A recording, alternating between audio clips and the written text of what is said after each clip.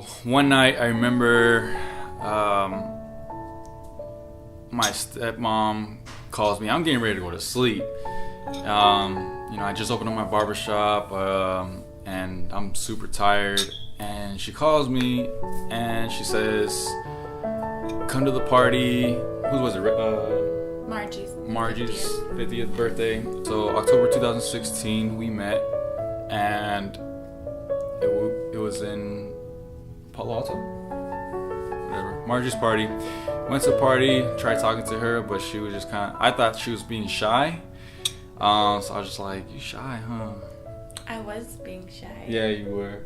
She wasn't giving me no play. She's just like, our parents kept trying to get us to meet. Yeah. So then in January, so we have found each other on social media. We were just kind of like short talking back and forth. And then the next week, I met with his mom, Elva, and his sister. And after we got done eating, Yasari was saying like, oh, I was just going to go and see F. Like we should continue this party and go to his barbershop. So I was a little hesitant, but we went to his barbershop and he was so super surprised to see me. Oh yeah. Also prior to that, probably, I can't remember if it was a year or 2 years. This is crazy. This is the crazy part. I was doing my vision board for my goals for my life, how I wanted, my physique, my career, my lifestyle, how I wanted it to be. And so after I did that on my laptop, I was like, you know what? I remember my pastors had told me, like, pray for very detailed things, like, pray how you want this, how you want that. And so that's where the vision board kind of came in place. And so then I was like, you know what? While I'm here doing this for my vision, my goals and my vision board, I'm gonna do the same thing for my wifey. And so, as crazy as it sounds, I opened up a folder on my desktop. I started praying and putting together these images from Google, very particular images about how I wanted my wife, my future wife. And I said, God, if I'm gonna get married, this is how it's gonna be. So I prayed for her eyes, her skin tone, her hair, the length, her physique, her apparel, and her smile. Did I say smile already? No. Okay. And her smile. And so aside from those physical things, I also prayed for four other qualities. I gotta meet her at church. She has to be a godly woman, a woman that follows Christ, that goes to church, that is invested in the relationship with God. So that was number one, and that was must. Like there was no like ifs, but substitutes, nothing. Follower of God. I either had to meet her at the library. I wanted to go back to college, or the gym. Or the gym. Yes, thank you. And so for me, I can't remember how it came up, but somebody asked me, like, once we got further and deeper into the relationship, I think the question was like, how do you know? Because I would mention like I want to marry her and she's the one. Like, how do you know? And I'm like, you know what? Like, now that I think about it, like, I prayed for this. Like, I legit prayed for it. And so I went back to my laptop, pulled up the images, and I'm like, oh, wow. Like, I'm looking at all the, the pictures, the eyes, the smile, the skin tone, the hair, the physique, the apparel. And I'm just like, dang, like, this is crazy. Like, this, like, I can't ignore this. And so, she goes to church, which was the number one reason why I decided to engage in a conversation or reach out or talk to. And she graduated from UC Davis, so that covers going to school and meeting in a library. And then when I met her, she was playing volleyball, which for me was important that she was active, so we can both be active together and have this healthy lifestyle together. And so after realizing that all that tied in together, I was just kind of amazed, like, how powerful prayer is. That was my sign to, like, go. So when he reached out to me because I was in town, he said, let's go out. So we went out. We had a really fun time. And that day he was like, I want to see you again tomorrow. And I was like, okay. And then, so he came out to SAC the next day. And then after that day, he's like, there's just something about you, like, that I want to know so much more. Like, since then, like, every weekend when I was going back, we were hanging out and talking every day. So it was kind of like an instant, like, we were on the phone all the time, seeing each other every chance we got. And we would even, like, call each other and meet each other in Tracy halfway because we just wanted to see each other, and it wasn't the weekend yet. Oh, man. So the reason why I ended my last relationship was because I was following God and I was committed to God.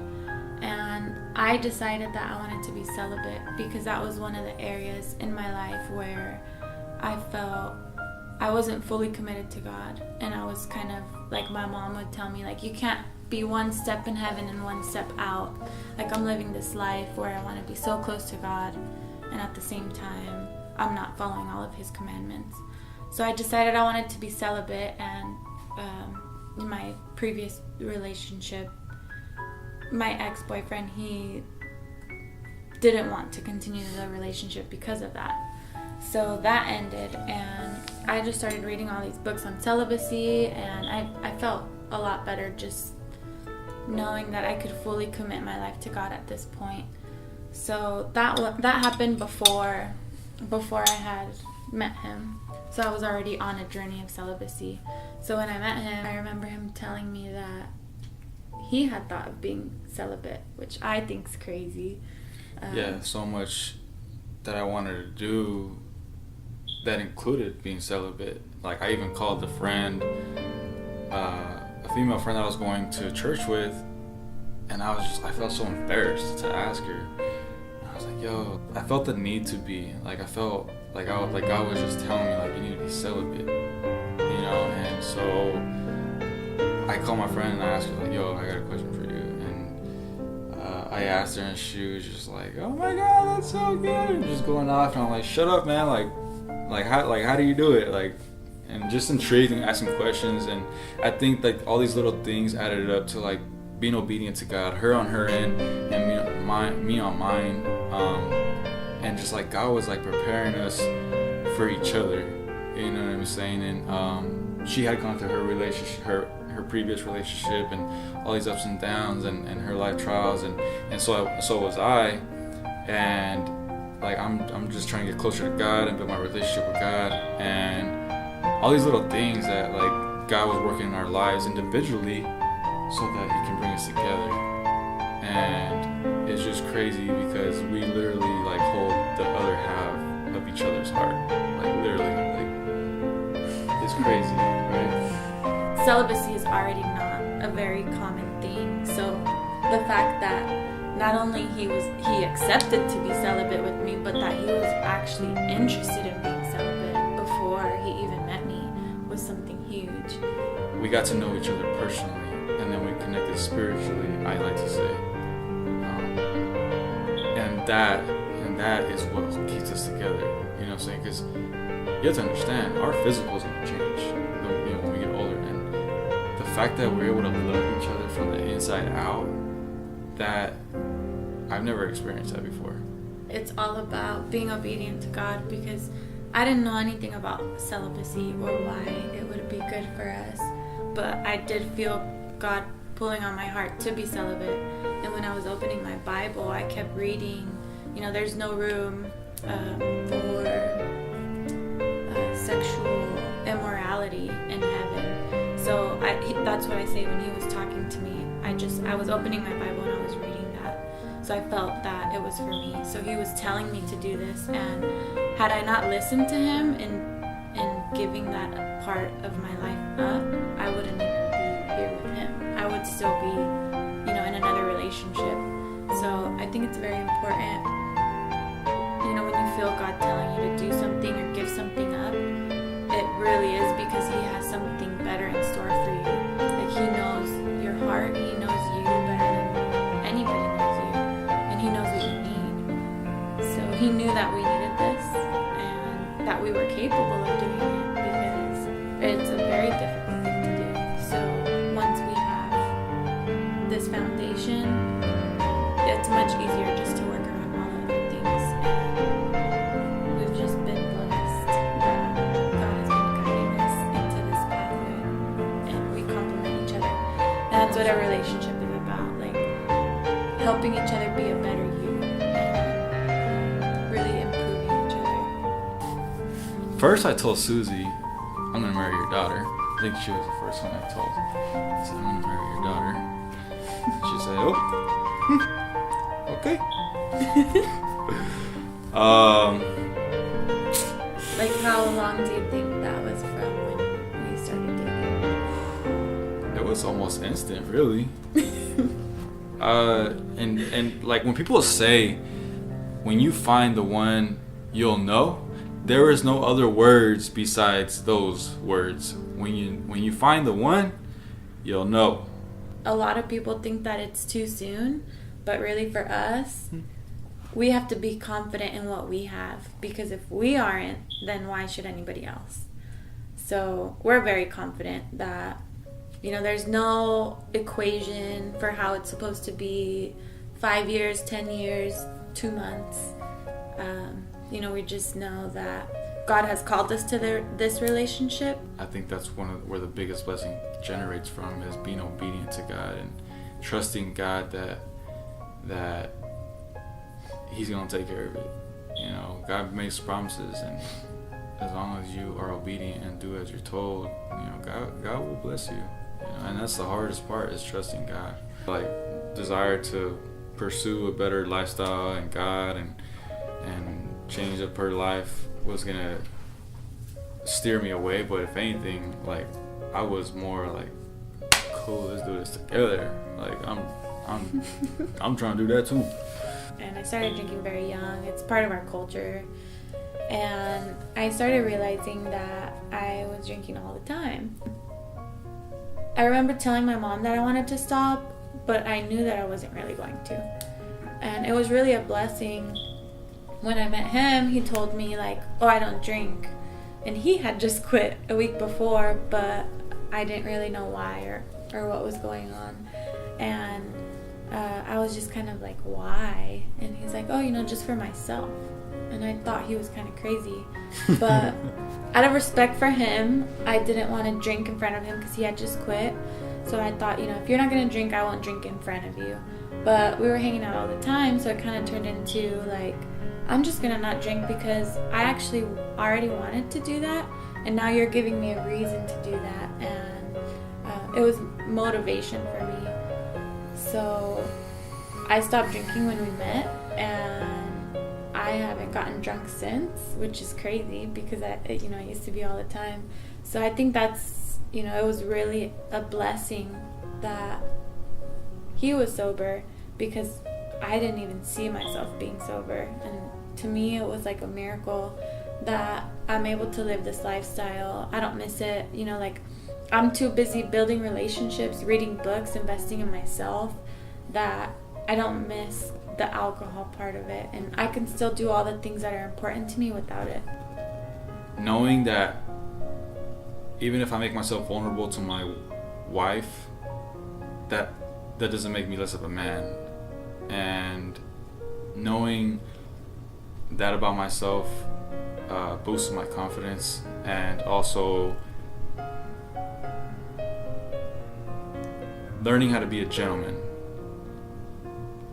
That is not taught nowadays. I wasn't taught that, but going through my relationships, I had to learn that women deserve that. You know what I'm saying?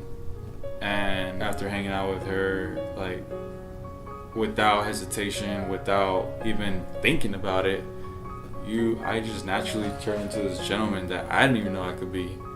And that was really important for me, because I wasn't able to be that in my previous relationships, and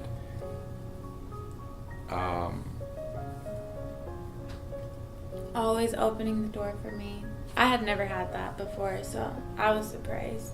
And I was surprised too. You know what I mean? I was surprised with myself. I look at myself in the mirror. The car door, not, the door. I want to live to inspire others, men and women, to engage with each other and love each other and bring those barriers down that do not allow you to connect. And don't be afraid. You know what I'm saying? Take a chance, but trust in God, ultimately. You know what I'm saying? And invite God into your relationship, because that ultimately is the reason why this is possible. And so, being a Genesis, prideful man that wouldn't cry, that wouldn't be vulnerable, that wouldn't show anything soft. And I just think that putting all that aside and letting God into your relationship, into your heart, and trusting that no matter what the world says, as long as you know who you are, that's who you are. You know what I'm saying? And don't be afraid to take a leap of faith into God and into your relationship, and indulge in this love that waits for you on the other side.